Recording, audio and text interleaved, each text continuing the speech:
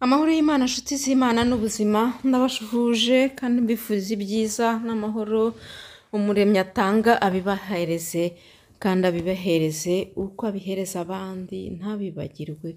Hanyuma rero aka kanya nanone nongeye kuganira namwe ku cyerekeye nagiye mbazwa, ni ikibazo cyagiye kibazwa, nyabuna iki kibazo cyagiye kibazwa cyane, kugira mu nda hanini. Hari ibishobora gutera mu nda hanini byinshi, ariko aha ngaha ngiye kwibanda ku byo turya bishobora kuba biri kuduteza kubyimba mu nda hanini. Abantu benshi bakomeje kubaza icyo kibazo, bati turanananuka, turi no guta ibiro, ariko mu nda hagakomeza haba hanini. Ni ikibazo rero kubera ko iyo uri mu nda hakomeje kuba hanini, habamo no kutamererwa neza. Iyo mu nda bitameze neza, no mu mutwe ntibiba bimeze neza. Ndabumva cyane rero, ariyo mpamvu y'iyi video yihuta. Mutubabarire guhanganya amavideo biratugora, tuzayasubiramo. Mujye mwihanganira uko ameze. Icy'ingenzi ni inyigisho ibirimo, nyabona aba ari byo muba mufata, ibindi twareba ku ruhande, ariko tukareba icyo tukuyemo kikadufasha. Ntuzajye mu mashusho, amashusho n'ubundi ni amashusho, ariko inyigisho ni ikintu umuntu aba yize kandi akamenya ubwenge. Nyabona nsabye imbabazi mbere na mbere ku mashusho, ku byo mubona bitameze neza. Ndabinginze mujye mureba icy'ingenzi kibafitiye akamaro, kandi nubonamo ikindi kintu ukabona kitakunyuze, nuko kitakureba kiba gifite abandi cyagenewe, jya ugicaho ufate icyo ukomeza. Mbashishikariza kujya mureba icyawe aba ari cyo ukuramo, ikitari icyawe ukihorere, ikindi kandi nawe ushyiremo ubwenge bwawe, uvuga uti iki ngiki avuze ntago ibyo mvuga biba ari 100%, nta nubwo undi wese yavuga aba ari 100%, kuko kuri iyi si turi benshi, uko tungana twese turatandukanye, dufite amadeni atandukanye. Ibikorerwa hano ni nk'imfashanyigisho, nibigufasha kugira ngo wowe nawe ube wareba, bibe byaguhita nanjye akabazo nkanya nkane, nanjye kijya kintera iki kibazo. Noneho hanyuma aho ngaho none ukabura bimenye, ukaba wamenya icyo wakorera ubuzima bwawe wowe ubwawe. Hanyuma rero mu bintu bitubyimbisha inda harimo ibikoza amata, amayawurute, amaforomaje, biri mu bintu bitubyimbisha inda, kubera ko umubiri wacu yagiye inanirwa neza kuba yabasha gutunganya amalactose, ndetse n'amanzima abitunganya ntabwo aba ahagije ku mata. Niho mvugiraho cyane cyane kuva ku myaka 3 tuba twamaze gutakaza iyo anzime itunganya amata, noneho bikaba byatumerera nabi mu nda. Hanyuma rero twakongeraho ibishyimbo, tukongeraho amafarini, tukongeraho amapuashishi, amasoya, amasegre, amaorge, amamande, amanoix de cajou, pistache, noisette. Ahangaha ndi kuvuga n'ibyo tutazi, ariko ibintu byose umuntu arihugurwa, ejo bundi uzakigwaho none uvuga uti iki ngiki ndakizi bakivuze ahangaha, cyangwa n'undi muntu yakikugiramo inama ukavuga uti se ko njya mbyimbirwa mu nda, wowe ukabasha kukimenya. Iryo zina kenshi usanga ridahinduka, nta yandi mazina y'ikinyarwanda tugira y'ibyo bintu, ariyo mpamvu nyine usanze mba mbivuga nk'ibitazwi mu Rwanda, cyangwa bifite ukundi byitwa. Abazi amazina mwajya mudufasha hasi muri commentaire, hari abajya babyitangira, ndabakunda cyane, muri abantu beza, Imana ibahe umugisha. Hanyuma rero tukavuga amavoka, nabyo biri mu bintu bishobora kukubyimbisha mu nda, kuko dutandukanye. Nanone ahangaha ndisegura, hari abo bitabyimbisha mu nda, ariko hari n'abo bibyimbisha mu nda. Hanyuma rero twajya no mu mbuto, harimo amapome, amapoire, amapeshe, amabriko, amafigue, amaprune, amaserize, amapasteke.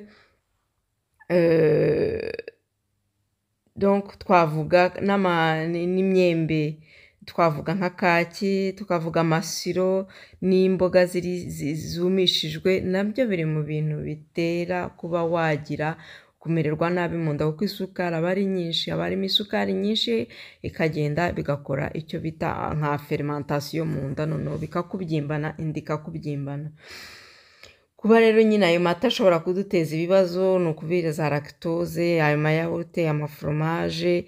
Nkanjye inama nkuvuga ngo niba ushaka gufata amata, fata amata ari cru. Niba ushaka gufata amaforomaje, nayo ugafata amaforomaje ari cru.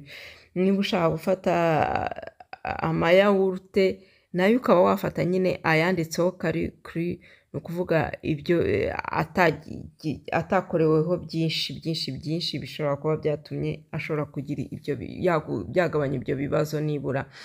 Hanyuma rero iyo sukari uko ba nyinshi nanone ku masukari twagiye tuvuga mu mbuto nabyo biteza icyo kibazo. No mu mata harimo lactose, mu masukari harimo fructose, ibyo byose rero bishobora kukubyivisha inda ukabona uri kugira mu nda hanini.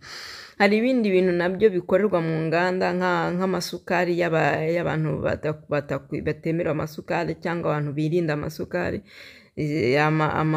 amaziritoro n'ariya amasukari yandi bakoresha, kubera ko nyine ari ibivanganda nabyo biri mu biduteza ibibazo. harimo ibyo twakwita amafanta, isukari y'imbuto, umutobe w'imbuto, abantu bakoresha imitobe y'imbuto ndabaramukije, nyabona ntabwo ari byo, ntabwo umutobe w'imbuto ukenewe. Niba ukeneye kurya imbuto rurya uko rwakabaye, ariko kujya kurukoramo umutobe uba uri kwihemukira cyane, uretse no kuba wabyibuha, harimo n'uko nyine bishobora guteza ikibazo cyo kubyimbirwa mu nda. Nk'uko ibyo rero ni ibyo byinshi urebe muri ibyo ngibyo mu bidushobora kuduteza kubyimbirwa mu nda mu bantu mu byo turya, ariko nanone hakabamo noneho ibyagufasha ibituma mu nda hatabyimbirwa. Ibituma mu nda hatabyimbirwaho twavugamo imineke, tukavuga amapapayi, tukavuga indimu, tukavuga amamandarine, tukavuga ama olive, amakiwi, amamero, amapamperemusi, inanasi. Mu maforomaje habamo za brie na za kamamberi, twavuga amatomati, tukavuga amakurujete, amaobergine, donc arizo ntoryi n'intoryi nanone, tukavugamo ibirayi, tukavamo amapavuro, tukavugamo umuceri, tukavugamo amanuwa ya makadamia, mu Rwanda arahaba, tukavugamo ikawa, tukavugamo ibyayi. Ibyayi nabyo biri mu bintu bitabyimbisha mu nda. Ku bantu banywa agahiye hakaba habamo icyo bita icyayi na za voduka. Ahangaha nakunze kugira za voduka na za jini ku banywa agahiye. Ku cyayi nicyo nashaka gusubiramo. Ku cyayi hari abantu benshi uvuga icyayi bakumva icyayi nyine ari kiriya cy'umukara, nyabuna kiriya si icyayi, ni ibintu tuvanga twise icyayi, ariko icyayi cyatetswe, cyatogoshejwe, cyagiyemo ibirungo, kiriya ntabwo cyitwa icyayi, ntacyo cyanagufashamo. Tugikundira nyine icyo tugikundira, mu mbabarire twese turagikunda, nanjye ndagikunda, ariko nukinywa ugikinywa nyine wumva ko ari ukwishimisha gusa. Ariko icyayi cy'ubuzima ni imbuto bumishije bagasukaho amazi ashyushye, nta nubwo gitekwa, ugategereza gakeya bikamara igihe, wapfundikiraho akantu wagira gute, arya amazi ukayanywa.